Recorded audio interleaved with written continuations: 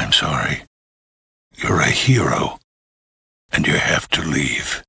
Years back, I remember one of the team from Arcane Studios giving a talk at GDC around the concept of holistic game design. It's worth noting this was in the context of level design specifically, now more commonly referred to as world design due to the prevalence of open world games, but the essence of it intrigued me. Don't get me wrong, Dishonored 2 is a wonderful game and the crown jewel of immersive sims. The Clockwork Mansion or A Crack in the Slab aren't just among the industry's best, they are. Levels that represent genuine feats and artistic accomplishments, but that's a story for another day. What piqued my interest at the time was around the rules of internal consistency, commitment to theme and vision, and what better example could there be than Fallout? Nearly 3 decades since release, and nothing can hold a candle to its achievement as a work of holistic design, let alone its own series. Talking about the direction this franchise went, and Bethesda's continued creative and artistic rape of the Fallout IP is well-worn territory at this point. Watching people clap like seals at a TV show brought to you by Amazon that capitalism bad makes me want to throw myself in the nearest vat of FEV, but I'll try and keep my hatred to a minimum.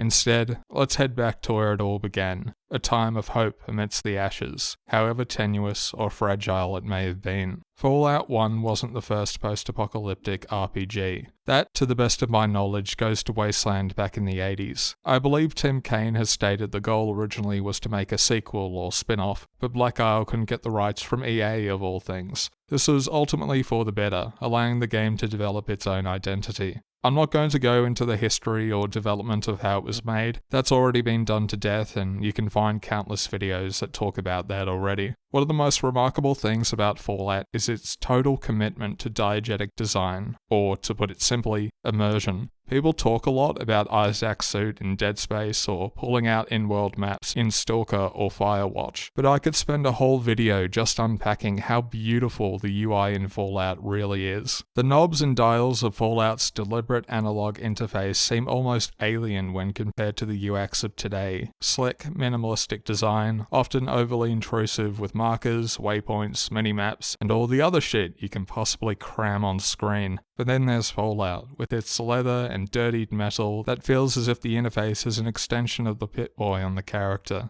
Even how moment-to-moment gameplay is conveyed, the level of detail put into examine notes and the combat log, the HUD laid out at the bottom of the screen so it doesn't restrict the visual real estate is beautiful in its simplicity. And yeah, one of the very few criticisms I have with the original game is around navigating the inventory. You'll get used to switching between movements and interacting on the mouse very quickly, but that is hardly a deal breaker. It's more a product of its time. Remember, this was before WASD had been standardized in games like Doom. The original System Shock took up half the keyboard for just leaning. The UI is just the beginning, because now we get to the atmosphere and art direction. With the exception of maybe Bloodborne, I don't think there's a single game that has committed itself so completely to the world conveying atmosphere and theme. Humanity hasn't pulled itself out of the ashes. There is no bright utopian outlook for a better tomorrow. That's kind of the point of juxtaposing retrofuturist Americana. People are struggling to just eat and survive day to day. It may have been more than 80 years since the bombs fell, but humanity as a whole has barely begun to pick up the pieces. Fallout is beautiful in a way that is not visually appealing, but representative of its context, atmosphere, and theme.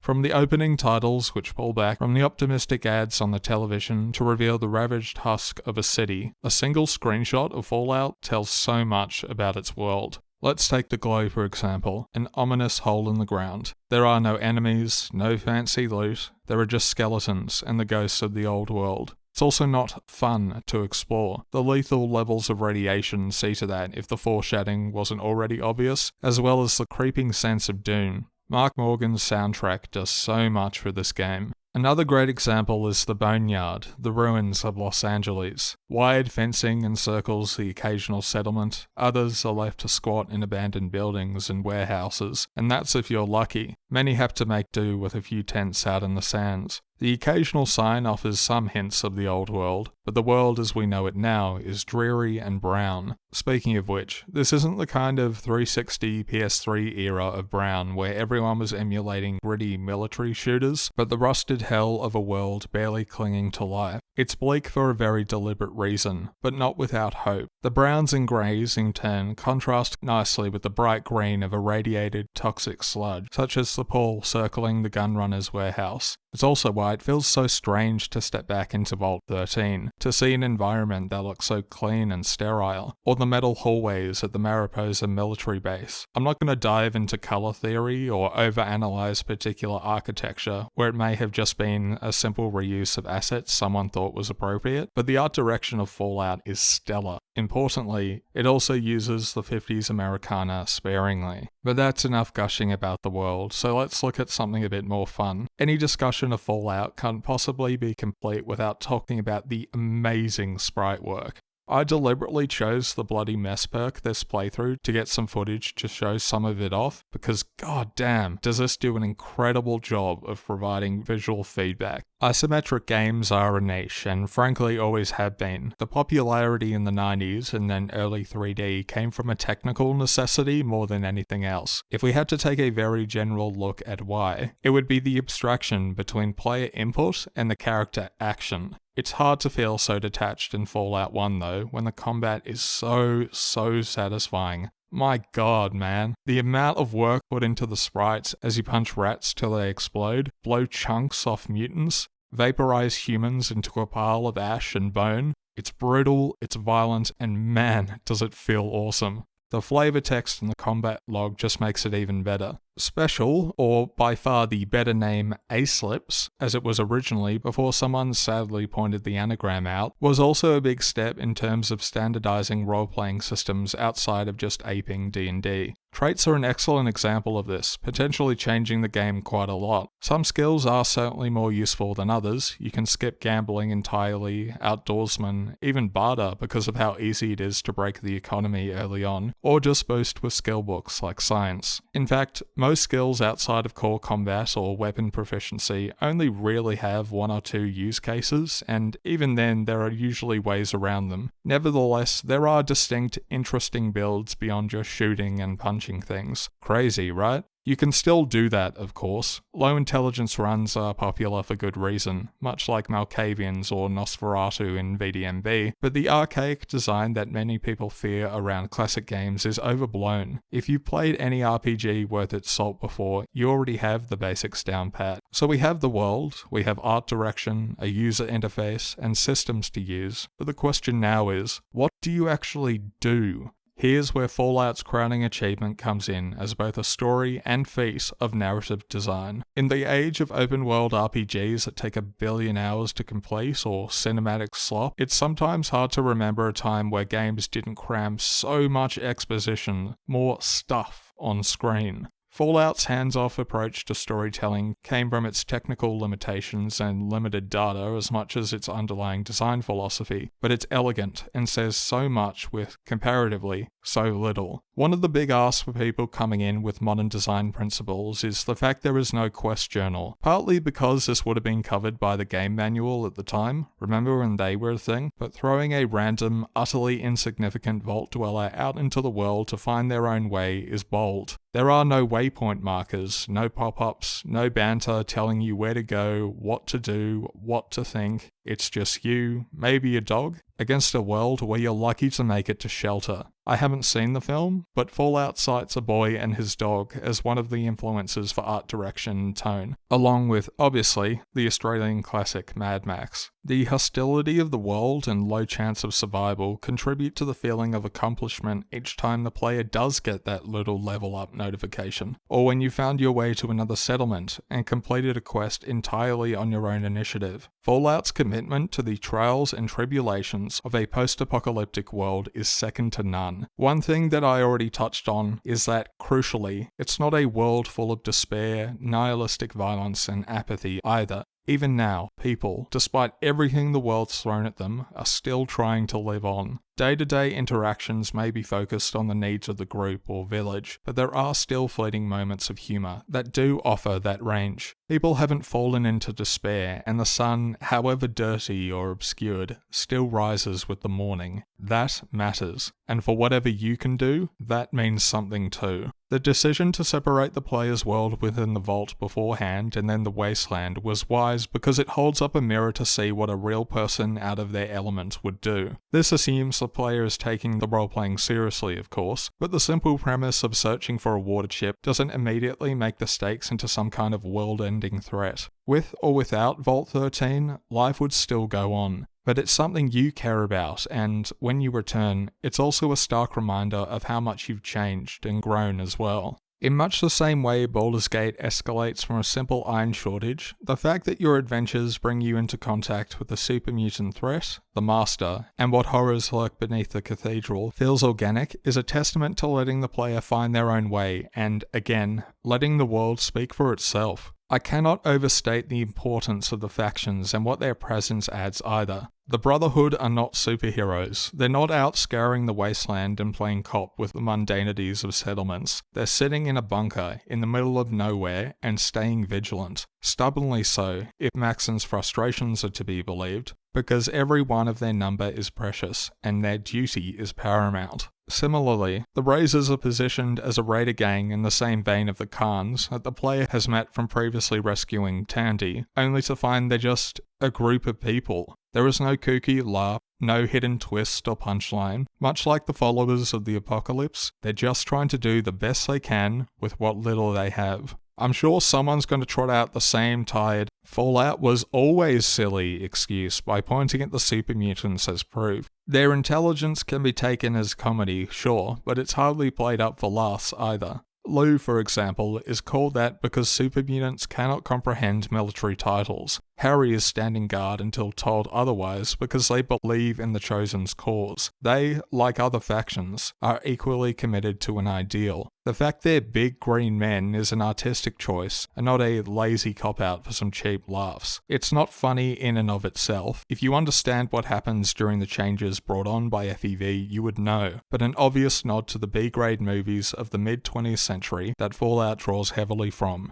It's not a joke, because nothing in this world is. Harold is perhaps the best example of this. He laughs dryly because what else is there to do, to have witnessed such a cruel twist of fate? Fallout moves beyond morality in a way that few games had before, or since for that matter. And at the end of this long, difficult road, when the player stands before the Master and finally understands the truth, he is not the embodiment of evil. Richard Grey is a tragic figure. When handed evidence that refutes his dream of the Unity, he doesn't start yelling, he doesn't monologue about the old world, he breaks down at the realization of everything he has done. The voice acting here is stellar. But it cannot be.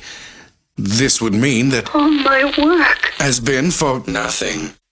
Everything that I've tried to a failure. It can't be.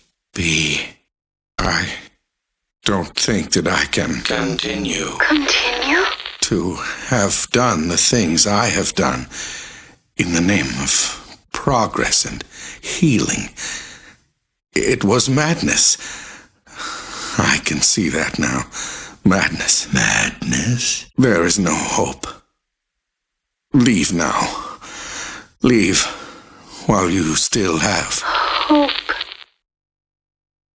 And so, with the Master defeated, the promise of tomorrow looking just that little bit brighter, you return to Vault 13 entirely changed from the moment you first emerged. You are a hero, but instead of being met with open arms, you are turned away. You gave everything you had. You changed for better and for worse, and that is a risk the Overseer simply cannot take. What a beautiful capstone to a truly legendary game. Unfortunately, it was all downhill from here. Fallout's commitment to world, sound, narrative, and game design is one of the many reasons why it deserves to be revered almost 30 years after release. Post-apocalyptic fiction can be bleak, it can be heartless and cruel, but it holds a mirror up to the human condition and poses questions about who we are as people, the rules of society, and what to do if one day it quite possibly did come crashing down. What it certainly wasn't was some cheap attempt to trade on nostalgia, pop culture, or play itself for a few disingenuous laughs. To go from a game so perfect in its direction like Fallout 1 to everything that came afterwards is more depressing than the bombs ever could be. And the sad thing is, it started right away. I've touched on this before, but I can't stand Fallout 2. I've never finished it and frankly can't be bothered trying any further, because to see such a singular vision and artistic achievement misinterpreted to a wacky, wild adventure set the tone long before Bethesda ever got its hands on the IP. Back in 2012, creator Tim Cain gave a post-mortem talk around Fallout 1's development. One of the key points was that for pop culture references to appear, if the player didn't get the reference, they shouldn't notice that one was even being made. By the early stages of Fallout 2's development, Cain and Leonard Boyarsky had left Interplay to found their own studio, Troika, but that message apparently didn't get through to the rest of the team. This is where the Flanderisation of Fallout began. Flanderisation is a trope in media that refers to elements of a character's personality, or in this case series, played up in a way that eventually becomes the essence of who they are entirely. When I think of Fallout, I think of morally conflicted choices such as the needs of Necropolis over the needs of the Vault, the world as representative of atmosphere and theme. What I do not think of, surprisingly, is goofy, larger-than-life characters, stupid, nonsensical writing, pop culture references that painfully date a game to the time it was made. Here is one such example. The first settlement you'll most likely come across in Fallout is Shady Sands. This was hugely important to what would eventually come in the series lore later on, but at this point, it's a tiny sandstone village under the Elder Aradesh. People have come together around the pillar out of necessity, and a large chunk of the settlement is solely for its farm and Brahmin pens. Shady Sands is entirely within context and believability of the world. As we have already gone over, the internal consistency is solid, and the little glimpse of hope that Shady Sands holds onto conveys a lot about the state of the world. Now, contrast this with Fallout 2. Society has progressed, yes, I'm sure someone is about to try and use that as some kind of justification, but whereas Fallout 1 uses locations to convey the state of the world, 2 wants to joke around. San Francisco is in a struggle between a group of Asian kung fu martial artists and a parody of Scientology, but that's not all. How about New Reno, where you can participate in a boxing ring, porn shoots, or a drug-fueled bender? How about companions like Goris, the sentient albino deathclaw that skulks around in a giant robe? Or Myron, the stuffed shirt brat who makes drugs from Brahmin shit? Or downloading Skynet into a robo-brain? Or Sulik, who talks like he's completely insane? Think of the memes, right? Isn't it just so funny? Come on, laugh. Laugh, guys. Fallout was never serious. Who cares about tone or atmosphere or anything, right? And if you get bored, just jump in your car and whiz around the Wasteland. It's all fun and games now. For as much as I hate, and I do mean hate, Bethesda for what they did to the Fallout series, the hypocrisy of what Fallout 2 represented and what Interplay would drag this poor series through has often been conveniently forgotten or unrecognized. No doubt are pissed off all the Black Isle fans right about now, but the anachronistic nature of the tribe in Arroyo is really just the tip of the iceberg. And no, I am not trying to say that Fallout 2 as a whole is completely comedic, that there is no serious writing or anything equivalent to the original, but as a whole, it tips so far over into parody, meta-humor, and quite frankly, stupid writing that I can't stand it. I'll skip over what happened with Brotherhood of Steel on consoles or how Interplay finally collapsed in on itself. For better or worse, the success of Fallout 2, eclipsing anything with the original game, set an unfortunate precedence for what was to come. When Fallout 3 finally dropped in 2008, it was yet another step in the wrong direction. Despite all my issues with it, I do have a soft spot for Fallout 3. Granted, this is partly due to nostalgia, but for as much praise as I can give in regards to the world or exploration, I think it's the best world Bethesda ever came up with. What I cannot get past is the writing and tone. Fallout 3's success is due in no small part due to being the best Fallout fan game. There's hardly an original bone in its body. Architecture does a decent enough job harkening back to the original game, and I seem to be in the minority that I loved exploring the metro tunnels, but these positives are few and far between. Everything you've seen before is back. Todd and Emil were licking their lips as people eagerly rolled up to the trough. We've got the Enclave, we've got Gex, we've got Super Mutants, we've got Brotherhood of Steel, we've got Pip-Boys, we've got FEV. Everything is so fucking surface level, little more than throwbacks to try and justify itself as a true sequel. It beggars belief. I've already spoken before about how Bethesda prioritizes brand recognition over any kind of artistic integrity, but everything Fallout 3 brought was on the back of what came before. The few ideas it does try to present in any way just show a fundamental misunderstanding of post-apocalyptic fiction. Let's build a town around a bomb for the sole purpose of blowing it up, only to have this idiot who talks like she's a kindergarten teacher somehow survive it. Let's have a tokenistic, omniscient morality system that smacks you over the head every time Todd thinks you're being a naughty boy. Let's have a group of cannibals that somehow lure in enough people to live on. Or a bunch of blood-drinking vampire larpers. Or a community full of children led by what is quite possibly the worst, most infuriating NPC to exist. How about a DLC that tries to shoehorn Call of Duty gameplay into our shithouse engine? Or one entirely about 50s-style aliens on a spaceship. Remember being some random schmuck looking for a water chip? It's alright,